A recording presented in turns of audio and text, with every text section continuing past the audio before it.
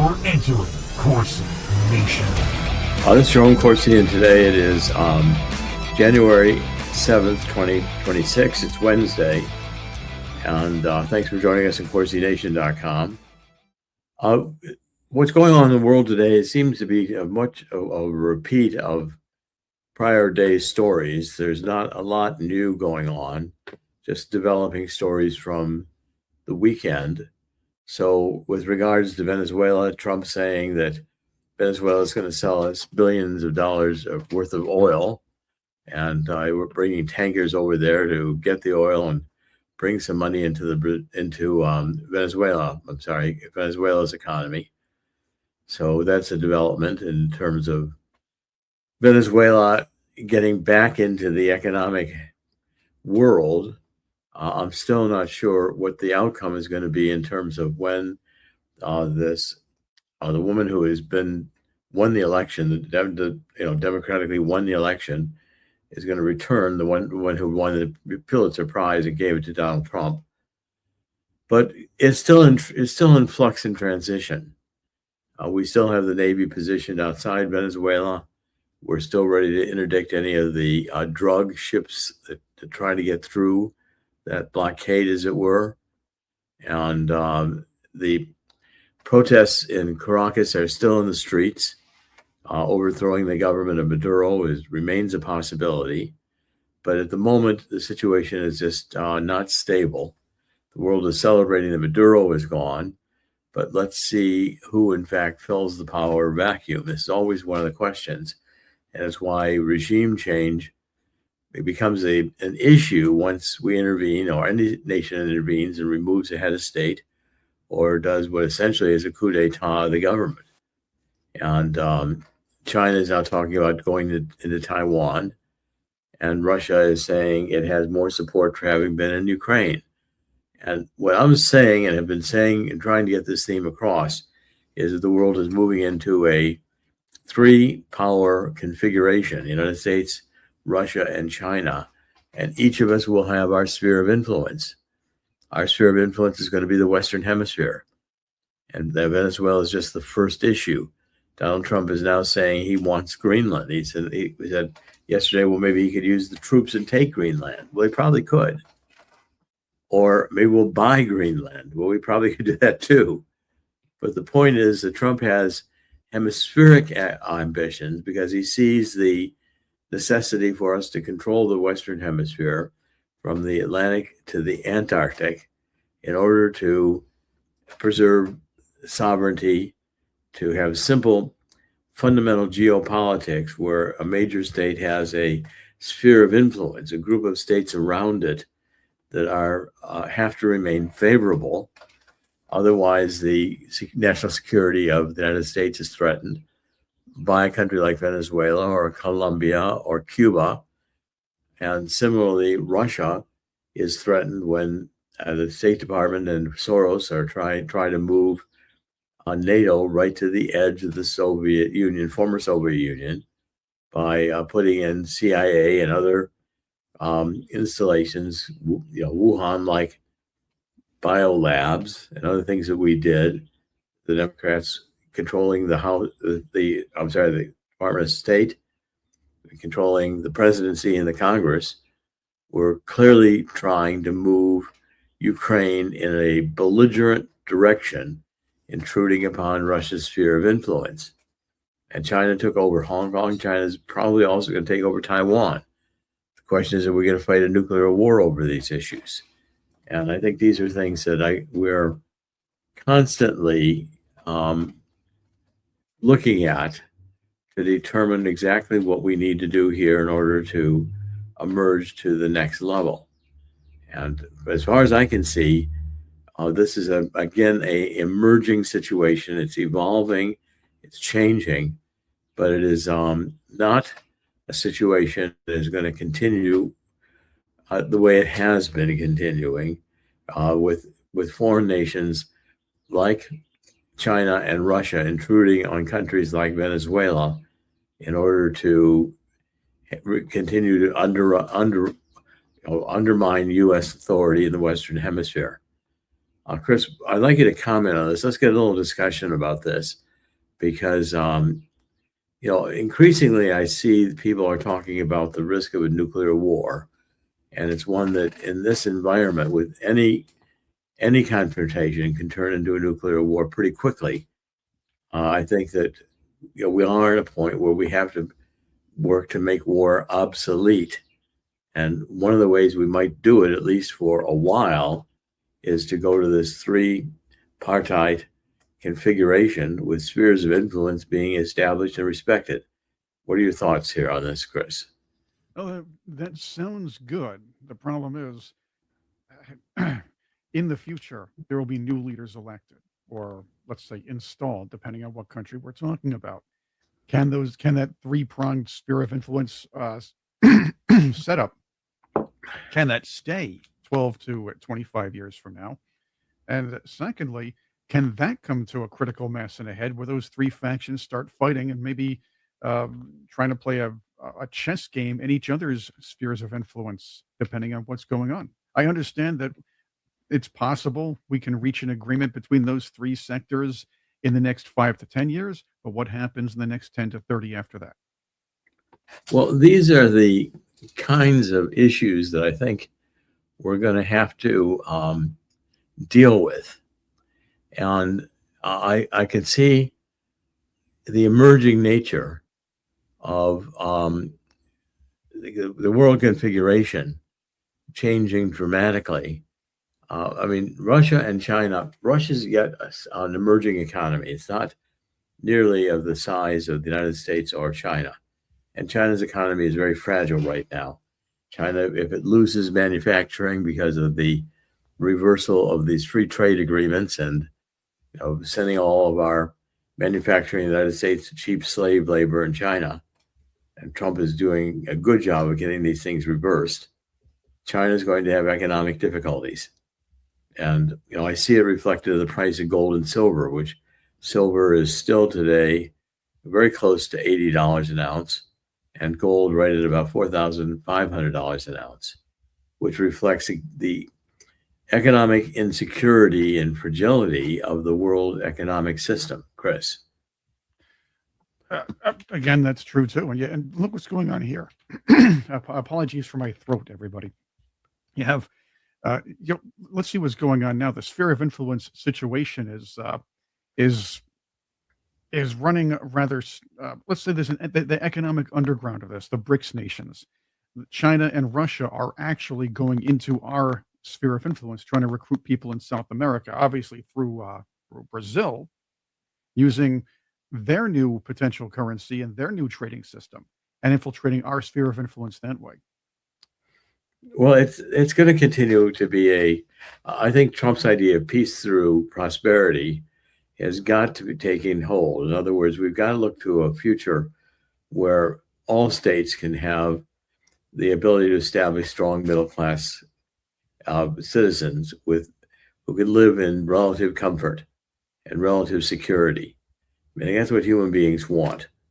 And these instabilities that are being created in order to produce change, and this has been a communist technique to get to their new one world government, new world order, which I think is, again, a failed idea. So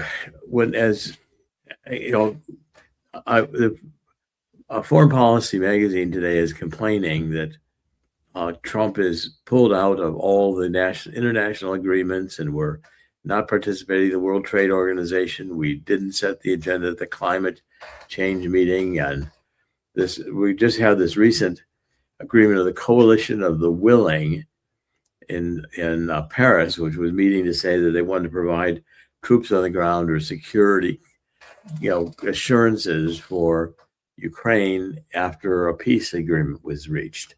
And the United States, we were there, but we did not sign the agreement, and we didn't suggest that we were willing to provide that kind of a security guarantee to Ukraine. So if the European states are in that mode, how effective is that? I mean, Europe is really, the German chancellor is saying that they're on the verge of economic collapse. which they are. Of course, Germany destroyed its 3 functioning nuclear power plants last year on this global warming hoax.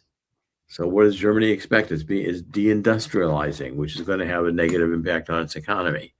Chris? Yeah, yes. In fact, this is why this is one of the many reasons why the U.S. isn't participating in this nonsense. We're not participating in this Paris Accords global climate change agenda because it lines certain pockets, certain powerful pockets, as Germany's saying now, uh, at the expense of the regular people of Europe and the U.S. and, of course, Canada. You're looking at why we're not involved in their nonsense with Ukraine. Well, again, who takes the brunt of that? The American and Western taxpayers. We've wised up to this. Europe and Canada and the EU, and they're all just complaining because they're losing the money that feeds the elite. They're losing the corruption money that keeps these people in power. And without that money, you wouldn't have the European Union. You wouldn't have NATO. Wouldn't have the United Nations. And I think we'd be better off without any of them. None of them are productive. None of them are producing strong middle classes, or none of them are producing stable governments. We're having nothing but more banker-driven wars and arms dealers making a fortune. Manufacturers getting wealthy, as is Zelensky and his cronies in the Ukraine corruption cartel, which is known as the Ukrainian government. And so I mean, these things should be apparent, and they need to come to a stop. We have to get to a point where we're done funding this level of corruption. Now we're seeing that also in Donald Trump, shutting off $10 billion in the child care programs to states like Minnesota and other states where the fraud has been clearly exposed. And so I think, we're fundamentally seeing a reality that the money being spent by governments is not serving the social welfare purposes for which it was intended, but are really just going into the coffers of anti-American, anti-democracy NGOs and others who seek to destroy the country. Chris? Again, that's exactly how it's been working for the last many decades. What we had in the early portion of that time was a news media which controlled every little bit of information that was out there. Now there are more independent sources. People have an eye on what's going on around the world. The elites of the world, they're either running and hiding or doubling down. The fact is those factions are breaking off too. So if you look at what we have as far as the populist movements in the West in America, there are politicians who are willing to stand up and say this is enough. We have to take care of our own countries. We have to worry about our own interests, whatever sphere of influence we have or not, or ally ourselves with the right people and move forward. But again, there are still very powerful people in Western Europe that have not let go and are doing the best they can not to do so. Well, it's in Iran. I think Iran too is Right. on the brink. I mean, Iran is in the streets again, and with Donald Trump supporting the people of Iran and saying that he's willing to bomb the Ayatollahs again, if that's what we have to do, you're seeing that Ayatollah Khomeini may now have an escape plan to Moscow. And this is the first time since 1979, Ayatollah Khomeini came back to Iran with his, radical Islamic Marxist revolution, that we've had a real threat to the regime, because Obama clearly was not going to support the protesters in Iran. He supported the mullahs. Obama said from the beginning was raised as a Muslim, and it is his faith. Claims to be a Christian, but he doesn't show there's no proof of that Christianity being expressed in any way in his life. Chris? There was a controversy over him not wearing jewelry during Ramadan as well. So There's that was another issue. Joel Gilbert and I analyzed that ring he was wearing, which had the saying the only one God is Allah, and quickly the jewelry, that ring was modified to make it so that it didn't look like it had that saying on it. And at the same time, I think we're finding that, for instance, this hotel in Minnesota, which was a Hilton hotel, part of the chain of Hampton, barring ICE agents, well, suddenly is booted from federal programs saying they won't support ICE agents, then they're not going to get any more federal money. And I think one of the keys again here that we have to understand is that these Democratic state governors and mayors who think it's chic and clever and cute to tell the federal government they're not going to go along with federal laws are going to quickly find out that they're committing crimes, and their activity is not going to be ignored. The Department of Justice has made it clear they're watching Mandami. As soon as Mandami does something, in effect, that takes away rights of New York citizens, the federal government can intervene. So, we're facing also there was a meeting of the Democratic and Republican parties. The Democrats were out, attacking January 6th again with this candle ceremony they were doing, which was a clown show for sure. And at the same time, the J6ers are saying we need reparations.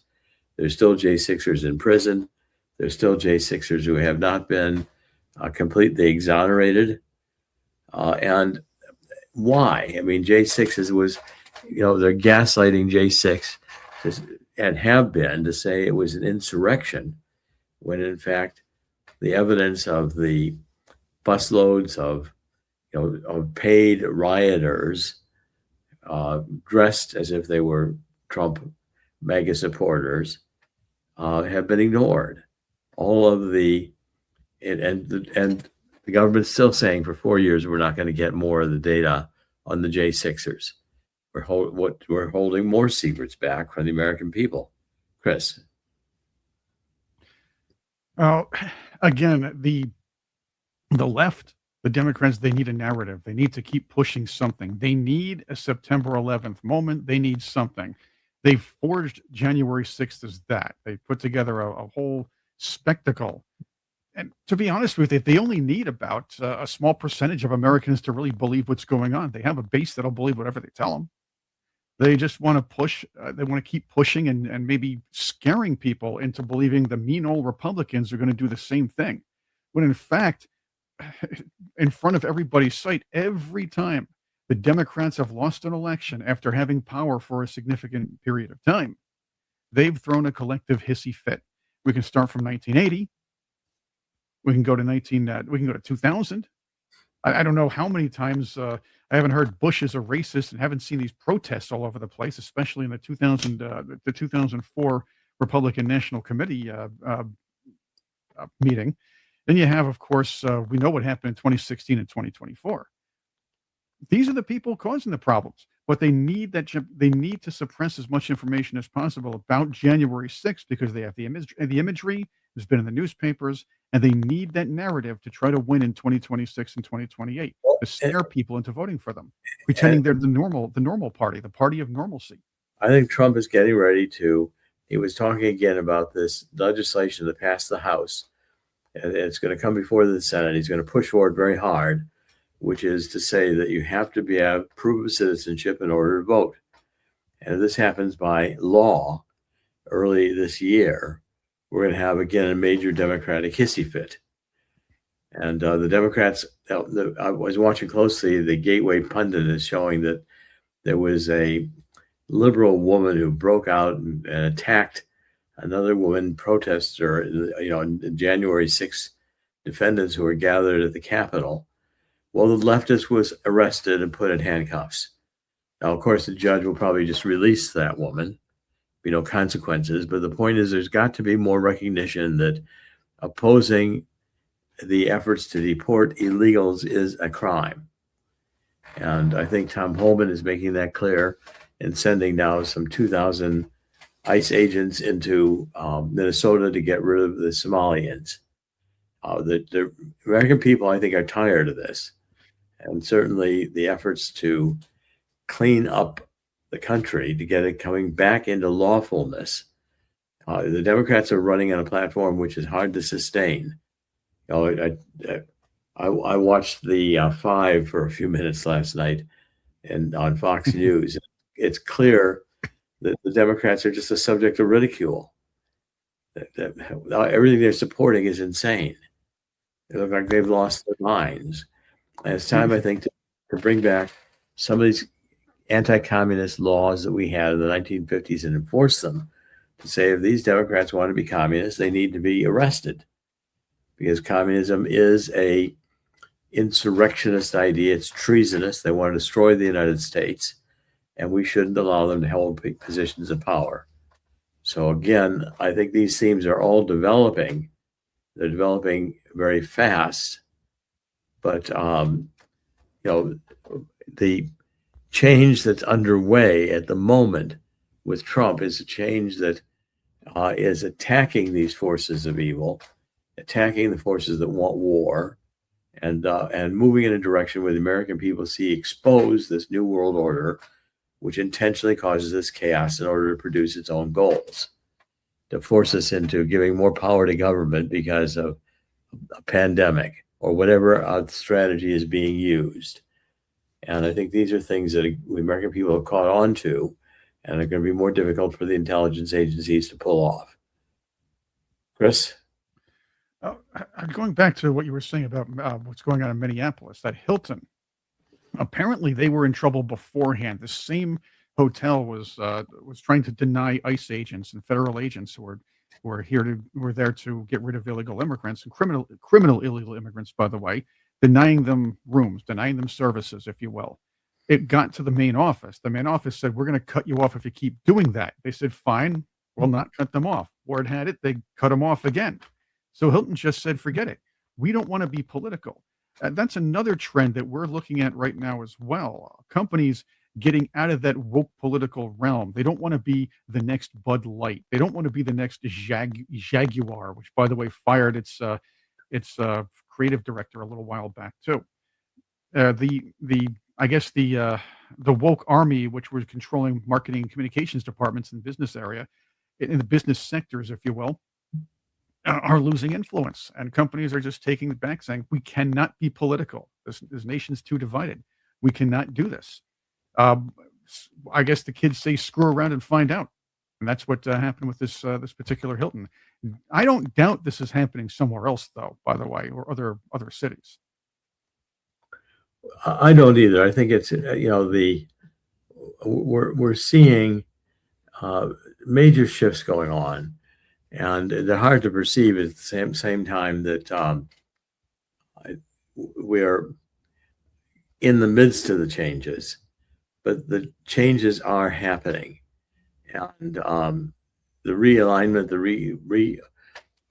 Mexico is probably next. Mexico, Colombia, and Cuba are next, and Trump's got his sights on Greenland. We're going to do a very different configuration of power if the Western Hemisphere is declared to become a sphere of influence of the United States. They're calling it, instead of the Monroe document, they're calling it the Don Roe document after Donald Trump. But I think it makes sense. Now, last, I want to, my relationship with Swiss America is changing, and I do yet at the same time want people to go to our gold on the page and get the Walking Liberty $50 offer. We get up to 250 of these coins that are mostly silver. Fill out the form, talk with a Swiss America sales agent who is really a consultant. They're not going to be pushy on you on sales. They're going to try to figure out what your needs are and explain to you how you can benefit from owning some silver that will appreciate in value. There's a lot of good information on the website in terms of the attack on the dollar and the loss of the purchasing power of the dollar. So we're going to continue to support Swiss America and work with Swiss America. And I'm hoping that we can establish a program that will be successful getting gold and silver to people who listen to this program and who are involved in understanding the threat that we face to the global economy. Last, if you want a copy of this free book, the free book is, I've written with Dean Heskin of how the coming global crash will create a historic gold rush. Call 1-800-519-6268. It's important.